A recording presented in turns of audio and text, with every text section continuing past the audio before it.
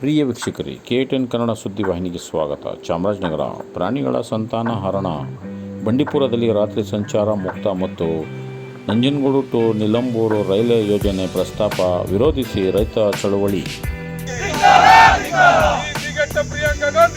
ಜಿಲ್ಲೆಯಲ್ಲಿ ಮಾನವ ಮತ್ತು ಕಾಡು ಪ್ರಾಣಿಗಳು ಚಿರತೆ ದಾಳಿ ಆಗಿರ್ಬೋದು, ಆನೆ ದಾಳಿ ಆಗಿರ್ಬೋದು, ಈ ದಾಳಿ ಆಗ್ತಾ ಇದೆ. ಹಾಗಾಗಿ ಸಂತಾನ ಹರಣ ಮಾಡೋಕ್ಕೆ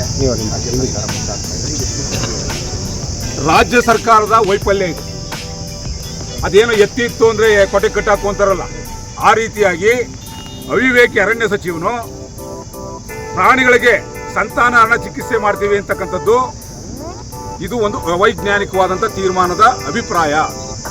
ಮೊದಲು ಈ ಅಭಿಪ್ರಾಯವನ್ನು ಹೇಳಿರ್ತಕ್ಕಂಥ ವ್ಯಕ್ತಿ ವಾಪಸ್ ತಗೊಂಡಿದ್ದೀನಿ ಅಂತೇಳಿ ವಿಷಾದ ವ್ಯಕ್ತಪಡಿಸಬೇಕು.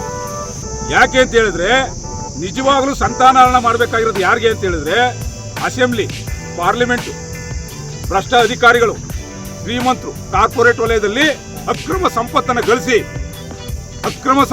ಗಳಿಸಿ ಕುಟುಂಬ ರಾಜಕಾರಣ ಮಾಡ್ಲಿಕ್ಕೆ ಕೊಟ್ಟಿರ್ತಕ್ಕಂಥವ್ರು ಇದಾರಲ್ಲ, ಬೇರೆ ಬೇರೆ ಯುವ ಪೀಳಿಗೆಗೆ ಅವಕಾಶ ಕೊಡದೇ ಇದಾರಲ್ಲ, ಅವ್ರ ಮೇಲೆ ಈ ಸಂತಾನಹರಣವನ್ನ ಮಾಡಬೇಕು.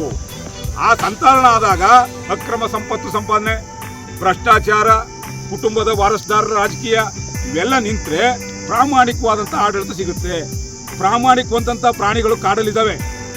ಆ ಕಾಡಲ್ಲಿರ್ತಕ್ಕಂಥ ಪ್ರಾಮಾಣಿಕ ಪ್ರಾಣಿಗಳಿಗೆ ಸಫಾರಿ, ಜಂಗಲ್ ಲಾಡ್ಜು, ರೆಸಾರ್ಟು, ಅಕ್ರಮ ಹೋಮ್ ಸ್ಟೇಗಳು ಇರ್ತಕ್ಕಂಥ ಅಕ್ರಮವಾದ ಚಟುವಟಿಕೆಗಳಿಂದಾಗಿ ಅವು ಕಾಡಿನಿಂದ ನಾಡಿಗೆ ಬರ್ತಾ ಇದ್ದಾವೆ. ಬೇಸಿಗೆ ಸಂದರ್ಭದಲ್ಲಿ ಕುಡಿಯಕ್ಕೆ ನೀರಿಲ್ಲ ಬರ್ತವೆ. ಇದಕ್ಕೆ ಸಂತಾನಹರಣ ಮಾಡಿ ಬೇರೆ ಬೇರೆ ರಾಜ್ಯಗಳಲ್ಲಿ ನಮ್ಮ ಜೈವಿಕ ವಲಯದಲ್ಲಿ ಮಾಡಿರ್ತಕ್ಕಂಥ ಈ ಸಂತಾನಹರಣ ಚಿಕಿತ್ಸೆಯಿಂದ ಸಾಕಷ್ಟು ಅನಾಹುತಗಳಾಗಿದ್ದಾವೆ.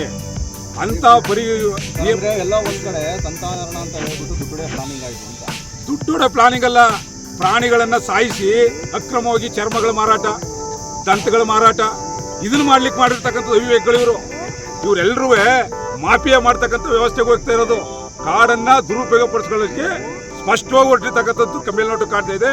ಯಾವುದೇ ಕಾರಣಕ್ಕೂ ಕೂಡ ಇಂಥ ಸಂತಾನಹರಣ ಹೇಳಿಕೆ ಕೊಟ್ಟಿರ್ತಕ್ಕಂಥ ಸಚಿವನಿಗೆ ಬುದ್ಧಿಮಾಂದ್ಯತೆ ಆಗಿದೆ. ಆ ವ್ಯಕ್ತಿಯನ್ನ ಮೊದಲು ಯಾವುದೋ ಮಾನಸಿಕ ಆಸ್ಪತ್ರೆಯಲ್ಲಿ ಚಿಕಿತ್ಸೆ ಕೊಡಿಸ್ಬೇಕು ಅವನಿಗೆ. ಯಾಕೆ ಅಂತ ಹೇಳಿದ್ರೆ, ಪ್ರಾಣಿಗಳ ಮೇಲೆ ಸಂತಾನಹರಣ ಚಿಕಿತ್ಸೆ ಕೊಡ್ತೀವಿ ಅಂತ ಹೇಳಿದ್ರೆ ಇದು ಸುಪ್ರೀಂ ಕೋರ್ಟ್ ಕೂಡ ವಿರೋಧ ವ್ಯಕ್ತಪಡಿಸಿದೆ. ಆ ಕಾರಣಕ್ಕೆ ಯಾವುದೇ ಕಾರಣಕ್ಕೂ ಈ ಒಂದು ಹೇಳಿಕೆಯನ್ನು ತೇಳಿಬಿಟ್ಟಿರ್ತಕ್ಕಂಥದ್ದು ಸಮಂಜಸವಲ್ಲ, ವಾಪಸ್ ಪಡಿಬೇಕು. ಈ ಮತ್ತೆ ಕರ್ನಾಟಕದಿಂದ ಮೊನ್ನೆ ಕೇರಳದಲ್ಲಿ ಚುನಾವಣಾ ಪ್ರಚಾರದಲ್ಲಿ ಪ್ರಿಯಾಂಕಾ ವಾದ್ರಾ ಅವರು ಒಂದ್ ಕಡೆ ಹೇಳ್ತಾರೆ, ಬಂಡೀಪುರದಲ್ಲಿ ರಾತ್ರಿ ಸಂಚಾರವನ್ನು ಮುಕ್ತ ಮಾಡಲಿಕ್ಕೆ ಕ್ರಮ ಕೈಗೊಳ್ತೇವೆ, ನಂಜನಗೂಡಿಂದ ನೀಲಂಬೂರ್ವರೆಗೆ ರೈಲು ಹಳಿಯನ್ನು ಹಾಕ್ಸ್ಲಿಕ್ಕೆ ಕ್ರಮ ಕೈಗೊಳ್ತೇವೆ. ಅವಿವೇಕಿ ನಿತಿನ್ ಗಡ್ಕರಿ ಕೂಡ ನಮಗೆ ಸಭಾಸ್ಗಿರಿ ಕೊಟ್ಟಿದ್ದಾರೆ ಅಂತ ಹೇಳ್ತಾರೆ.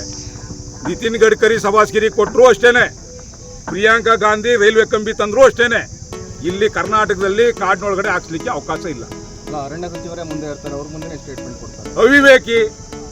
ಅವಾಗ ಕೇರಳದ ಪ್ರಿಯಾಂಕಾ ವಾದ್ರಾ ಗುಲಾಮ, ರಾಜ್ಯದ ಮತದಾರರು ಗುಲಾಮರಲ್ಲ, ಅವರು ಮಂತ್ರಿಗಳು, MLAಗಳು, ಕಾಂಗ್ರೆಸ್ ಪಕ್ಷದ ಅಧಿನಾಯಕರು ಗುಲಾಮರು.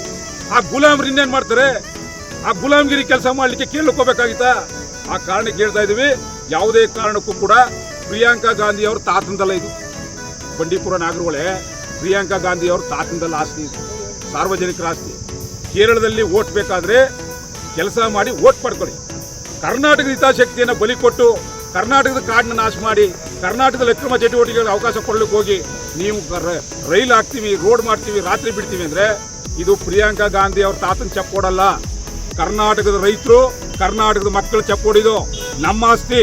ಇದ್ರ ಮೇಲೆ ಕೈ ಹಾಕಿ ಅವಿವೇಕದ ತೀರ್ಮಾನ ತಗೊಂಡ್ರೆ ಇದರ ಪರಿಣಾಮವನ್ನ ರಾಜ್ಯ, ಕೇಂದ್ರ ಸರ್ಕಾರ ಎದುರಿಸಬೇಕಾಗ್ತ ಹೇಳಿ ಈ ಮೂಲಕ ಹೇಳ್ತಿದ್ದೀವಿ. ಕೊನೆಯದಾಗಿ ಈಗ ಬೇಸಿಗೆ ಆರಂಭ ಆಗಿದೆ, ಸಾಕಷ್ಟು ನೀರಿನ ಸಮಸ್ಯೆ ಇದೆ, ಆದ್ರೆ ಶಾಸಕರೆಲ್ಲ ಡೆಲ್ಲಿ ಹೋಗ್ಬಿಟ್ಟಿದ್ದಾರೆ. ಅವ್ರಿಗೆ ನಾಚಿಕೆ ಮಾನ ಮರ್ಯಾದೆ ಇದ್ರೆ ಮೊದಲು ಅರ್ಥ ಮಾಡಿಕೊಂಡು ರೈತರ ಸಮಸ್ಯೆಗಳು ನಮ್ಗೆ ಓಟ್ ಹಾಕಿದ್ದಾರೆ, ಇವ್ರ ಪರವಾಗಿ ಕೆಲಸ ಮಾಡಬೇಕು ಅನ್ಬೇಕು. ಅದನ್ನು ಮಾಡದೇ ಇರ್ತಕ್ಕಂಥ ಅವಿವೇಕಗಳಿಗೆ ಕ್ಷೇತ್ರಕ್ಕೆ ಬಂದಾಗ ಉತ್ತರ ಕೊಡ್ತೀವಿ. Thank you.